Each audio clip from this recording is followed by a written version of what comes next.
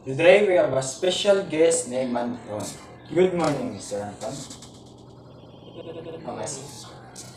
I have a few questions that I would like to ask with you. First, what would you feel if you have a face-to-face classes in the next sem?